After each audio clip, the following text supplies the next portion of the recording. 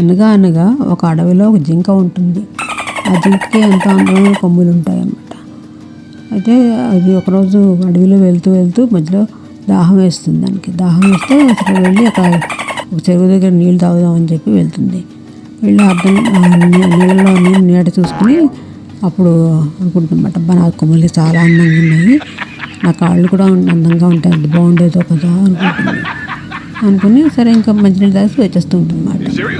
వచ్చేస్తుంటే తోవలో ఇంకా ఒక పులి వెంబడిస్తుంది జింకని. జింకమ్మో అదే పనిగా ఇంకా పరిగెట్టి ఎలాగో తప్పించుకుని మెల్లిగా దాటేస్తుందట. పులిని దాటేసి వెళ్ళిపోతుంది. దాటించుకుంటే అప్పుడు ఆలోచిస్తుంది అనమాట, నా కాళ్ళు పొడుగ్గా ఉండి ఇలా ఉండడం వల్లే కదా నేను పరిగెత్తగలిగాను, ఎంతో అందంగా ఉన్నాయని అనుకున్న నా కొమ్ములేమో చెట్ల కొమ్మల్లో అడ్డుకుని అవేమో నాకు పరిగెట్టడానికి వీలుగా లేకుండా అయిపోయింది. అందుకని నా కొమ్ములు నా కాళ్ళు కూడా చాలా అందంగా ఉన్నాయి అని అప్పుడు సంతృప్తి పడుతుంది అనమాట.